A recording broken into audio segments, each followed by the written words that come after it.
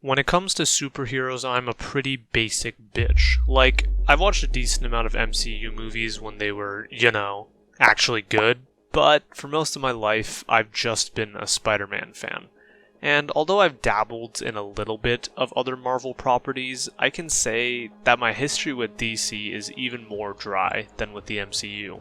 For example, Superman, who is another popular superhero, is one who I've only experienced one movie and a random spin-off from that's not even about him, but his talking dog, Crypto, the Superdog. And when it comes to the other big superhero everyone loves, I am even more in the dark. Aside from owning a few Batman toys when I was a kid, I have legit no form of experience with him. Obviously, it's not like I've lived my whole life oblivious to the magnitude of this character in entertainment.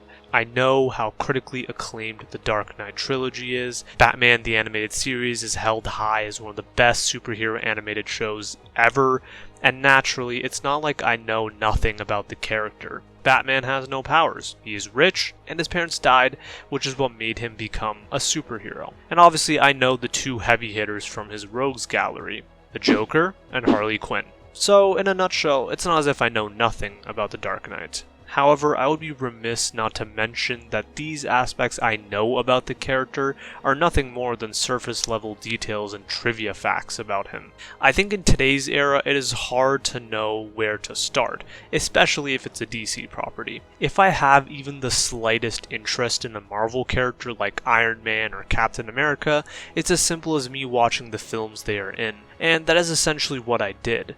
These are recent renditions of the character, and they are easy to get into since, unlike Spider-Man, Marvel doesn't have a long-rooted history in entertainment with these characters. Sometimes not having so many choices is a good thing. I mean, let's be honest, most of us probably spend more time browsing Netflix than actually watching, since we are so spoiled for choice. If I had not grown up with Spider-Man, I would honestly be in the same boat as I am with Batman. I would not know where to start if there are seemingly so many good choices, and that is how I felt with Batman. Do I start with Christopher Nolan's Dark Knight trilogy? Or maybe I should start with the animated series? Or no, maybe the new movie with Robert Pattinson, The Batman? So, in the end, which one did I pick? Well, if you read the title, you would know that I listened to none of these choices, and decided to make my first official introduction to the character through none other than the 2009 game Batman Arkham Asylum. Yeah, as big of a build-up as I gave this, the real reason I chose Batman Arkham Asylum as my first exposure to Batman was because I bought the entire trilogy on Steam for like $15, and it was collecting dust, so I decided to finally play it in July. I know, not as convoluted as I made it seem in the intro, but that intro does do a good job at how I want to frame these first impressions, review, I don't know, whatever you want to call it. Point is, I want to approach this video from both my experience with actual gameplay, since it is a game, but also analyze the story from the perspective of someone who has never experienced a Batman product before. So, without any further delays, let's get right into it.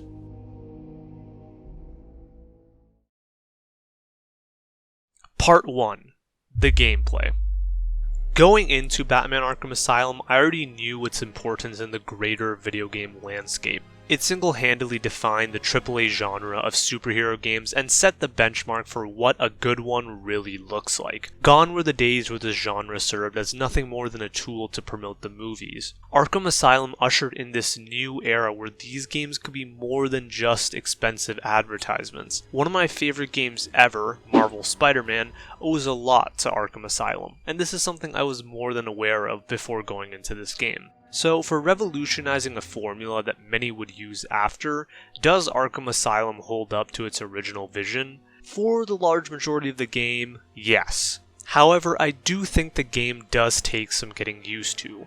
I'm just so accustomed to how polished games like Marvel Spider-Man are, so going back to a game that is 9 years older than that was certainly something that took some getting used to at first. For example, the lack of a minimap certainly threw me off. As someone who has grown so accustomed to game HUDs with minimaps, It felt hard to get used to, especially as someone who is directionally handicapped in real life, might I add. But I will say in the end, it made me get much more used to finding ways out of situations by myself, looking at the actual game instead of a small circle with dots on it. An aspect that took much longer to get used to, however, was traversal. Quite frankly, at times, Batman controls like a Roblox character. Like, goddamn are his movements stiff as hell. And for me, the combat also took a decent amount of time to get used to. Part of it was just me getting used to a character that I'm not used to controlling, but the other part is because the combat can feel janky at points. The counter, for example, gave me a lot of issues. I won't deny that a lot of it was a skill issue, but being limited to one counter at a time is annoying, especially when there are points where the command is very delayed or unresponsive. I could be attacking an enemy and then throw out a counter, but the game would process it much later in the interaction. Sure, the large majority of the time when I counter, it did work, but this sense of delay would always throw me off. Clearly, since this was the first of its kind, hiccups such as these were to be expected. However, once you move past those, the gameplay is really fun. I think after an hour or so, I really started to get into the rhythm of the game, and even though the combat is fairly simple by today's standards, I would be lying if I didn't say it was addicting as hell. Enemy variety in the game was handled very well. This made so battles with hordes of enemies became memorable from each other, and the upgrades also helped build upon what already was a great foundation. However, I think the best aspect of combat is how it's utilized in boss fights, which is that it isn't. If there is one aspect of the gameplay that best exemplified a core aspect about this character, then it was the boss fights. The best boss fights in this game to me are the ones where Batman barely even does any fighting. At the end of the day, Batman is human, and the aspect of the character that makes him win most fights is not his brawn, but rather his brains. One of my favorite boss fights is the Scarecrow one. All of them, might I add. To their core, they are really fun platforming maps where you have to outmaneuver the Scarecrow, and the story implications of this villain were also great, something I will touch upon later, trust me. I love how each time you encounter him, there is something new added to the boss fight. The simple layout of the boss battle is awesome, but the game assures to add even more layers to it.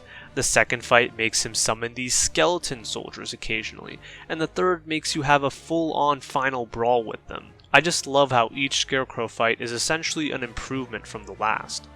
Killer Croc was also another highlight for me. The premise is quite simple. Batman is attempting to find enough samples of an antidote to stop Joker's plan, but he has to constantly be on the lookout for Killer Croc. It is an excellently paced boss fight, one that keeps me at the edge of my seat without even requiring me to fully throw down with the combat. For two villains I did not even know existed, I must say I was thoroughly impressed with how dope these boss battles were, and they both test Batman on two different levels, one where he is mentally outmatched and the other where he is physically outmatched. Yet even through this adversity, Batman's determination and wit gets him out of these situations. There were other fights such as the Ivy one, which I also quite enjoyed. Nothing quite like the other two boss battles I mentioned, but still pretty fun regardless. One issue I do have with the boss battles though is how repetitive they can get. Like, the Scarecrow fight, while happening 3 times, does something new each time to keep it fresh. But for mini-bosses and the occasional boss, this game loves to copy-paste the Bane boss battle wherever it can. Like, I get it, it's a central part of the plot, yada yada, but at the very least, the interface could be changed every now and then to keep it interesting. This is what led me to being severely disappointed with the final boss fight. It was deadass just 2 Banes and a bunch of henchmen for the first phase. And for the second, it is Joker with Bane powers, but instead of doing something cool with it, he legit throws attacks for 10 seconds, runs, sends his men for you to beat, and then gets yanked to the ground. Rinse and repeat. Like, come on man, this is the final boss of the game, and it's just that?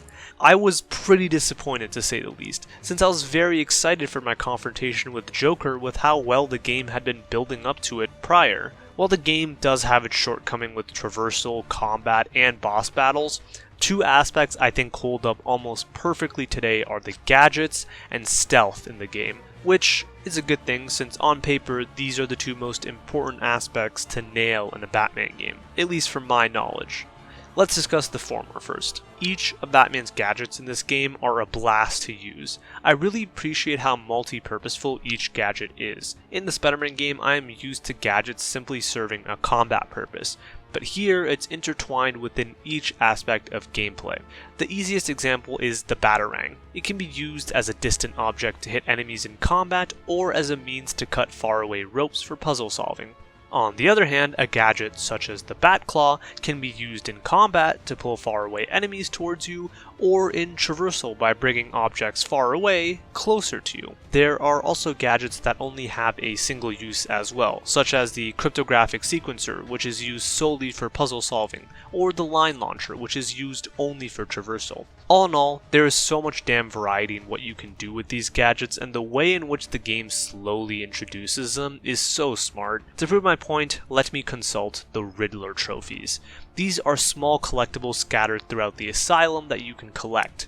Early on, many of these might be in the open, but as you progress, you will come across more and more that require the use of a gadget to find. I cannot tell you how satisfying it was being able to go back to get a trophy that I could not get before, since I lacked the proper gadget. These collectibles become even more fun since they work in tandem with your progression by unlocking new gadgets. Finally, there is the stealth of the game, which, in my humble opinion, is perhaps the best gameplay aspect. Once again, my point of reference for stealth was only comparable to one game, and that's Marvel's Spider-Man. In Spider-Man, it is very easy to clear whole bases without being detected, as the game always tells you if takedowns will result in you being discovered. In Arkham Asylum, however, that is not the case. Naturally, the enemy detection thing does not exist, so you are forced to actually make smart decisions. More than that though, the stealth is much more simplified and has fewer options. I assume the Arkham games add more features to stealth later, but even with its simplicity, I found myself having a blast. Again, I was pretty shit at it, but I never felt that the game did me any wrong. It was just, a skill issue. Every time I failed, I just felt more motivated to succeed, especially with losing screens like this. Too easy. Played you like a violin and cut your strings. Nighty-night, bats. Goddamn, the developers knew what they were doing. The limited options really got me thinking of the best way to handle situations. I really felt like... Can't believe I'm saying this. I really did feel like Batman in these situations. And in general, progression of difficulty is handled very well in this game, but this aspect of the game easily handles that part the best. The more you get used to stealth, the harder it becomes later on. These weird gargoyles you can grapple onto will sometimes have proximity bombs attached to it that will go off if you stay on them too long. Enemies later have these collars on them, which if you attack an enemy, it will signal to other enemies that you are nearby, making it harder for stealth takedown since enemies will begin to huddle up with one another. I love when game developers actually increase the difficulty of the game and not the unfairness of how CPUs react. It truly is a sign of a good system when a game does that. Overall, for being a 14-year-old game at this point, Arkham Asylum's gameplay holds up pretty damn well if I do say so myself. But that is not the only aspect to discuss. Part 2. The story. From someone who's never experienced Batman. Now, the more important part of the video. Although it was really fun to talk about the gameplay, I don't think I need to say much about the gameplay since a lot of what I said has been said for 14 years, but when it comes to the story and characterization in this game, that's something I do feel I can bring my own unique thoughts on as someone who has finally finished their first experience with the character of Batman. Before jumping into the specifics of the story, I do want to address what I feel I have learned about this character, in a more broad sense. Even after finishing this game, I can't 100% say with confidence that this was the best part to start off with. In fact, as I was playing the game, I found out there was a game called Batman Arkham Origins, which, just from the sound of the name alone, seemed like it would be the perfect game to introduce someone like me to Batman. Alas, I found out too late. Regardless, I think Arkham Asylum, while not being an origin story or anything close to it, still does an exceptional job at filling in for someone like me who knows nothing but the bare minimum about this icon. Although I was a bit nervous that the game starts off with the more experienced Batman who clearly has been wearing the suit for a while, the game quickly dismisses any concern I may have. I think viewing an older Batman was a way better starting point than I originally thought. It helped me know what the character really stands for from the get-go. With an origin story, or even a tale where the character has not been a hero for very long, chances are they are still in the process of learning what it means to be that hero. And from a journey perspective, that is awesome. But for my own sake, having that all mostly addressed allow me to understand the core principles of this character more easily. Almost every superhero has an established no-kill rule. It's just something that a lot of writers implored to give a definable moral compass to that character. But in Batman's case, it's the first time where I really feel the importance of this rule. Batman always sneaks up on his foes and knocks them unconscious, and for a majority of his bosses, he rarely even hits them, but just chooses to outsmart them. In the detective mode, the game even goes out of its way to display the vitals of each enemy, and how every one of them Batman fights is just knocked unconscious. Choices such as these in the game's setup and interface really make me not just understand Batman's no-kill rule, but experience it myself.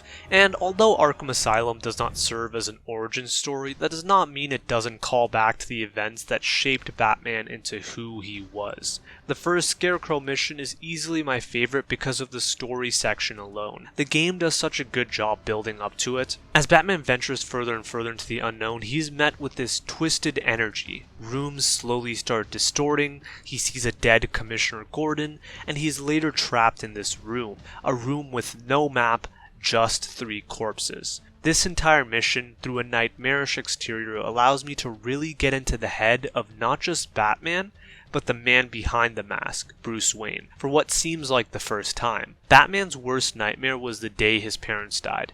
It's something I could even guess from the little I knew of him. But what this and the subsequent Scarecrow missions do is let me understand how this event really shaped him. The reason Batman doesn't kill is because he saw his parents die. By bringing death into the world, he is taking away the exact thing he lost in the first place. His parents showing up in a body bag symbolizes what the world took from him and why he should never replicate it. But I believe the scene in itself is a double entendre. Bruce's worst nightmare is losing his parents, but Batman's is that he couldn't save them. Batman to me feels like a bottle of guilt.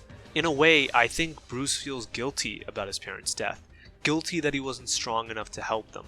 Guilty that there wasn't a Batman to save them. And hence, this dual meaning that comes from this scene results in the third body bag, being Scarecrow's. If Batman killed, that will be a third, fourth, or hell even a fifth death that will be on his shoulders. Scarecrow being in the third body bag at all symbolizes the importance of Batman not killing. He already feels as if he caused the death of those close to him. So instead of adding to this list, adding to these body bags, he hopes that he will never have to see that third body bag himself as long as he lives as Batman. At least that's my interpretation. But I gotta say, this mission is when I learned why Batman is such a special character. It's easy to put into words why this character is good, but for the game to show me it is even more special. These Scarecrow missions really feel like they were made for people like me, people who know jack shit about this character. Not only are they fun as hell from a gameplay standpoint, but they do such a good job at making me understand Batman. The first 2 missions help me understand Batman and Bruce Wayne respectively, and the third and final mission is what completely sells me on this character. After being injected with enough toxins from Scarecrow, we are treated to the intro of the game. But this time, instead of Batman standing by as the Joker gets wheeled into the Arkham Asylum, we have the flip. And damn did this moment give me chills. It really put into perspective why Batman was such an interesting character. Every time he fights, it is a mental battle. With how some of his villains are, it honestly is surprising how the man has not gone insane. The line where Scarecrow says he gave enough toxins to make 10 men go insane really puts into perspective the appeal of this character. The struggle for Batman to maintain his humanity is what makes the character so interesting. I understand it now, because truly, with just 1 or 2 more steps, Batman could be in the same spot as the villains he fights. The reworked intro demonstrates this. But this very delicate balance is what makes the man so inspiring. Even when being injected with venom at the end, Batman does not give in. He fights his urges to let out what he has been keeping inside of him. And that's what makes him a superhero. Not his powers, but his resolve. All in all, the general story of Arkham Asylum may be very simple. I mean, the game takes place during the course of one night, but the simplicity allows for some truly great moments, and by the end of this journey, I feel I have truly been able to walk away with so much more knowledge on this beloved character. Part 3. What's next? It's hard to say, really. I will most definitely get to Arkham City at one point, and then the other two major installments in the Arkham game saga, but for the time being, I think I want to view more of this character in other mediums. The Dark Knight trilogy is very high on that priority list, and so is Batman the Animated Series.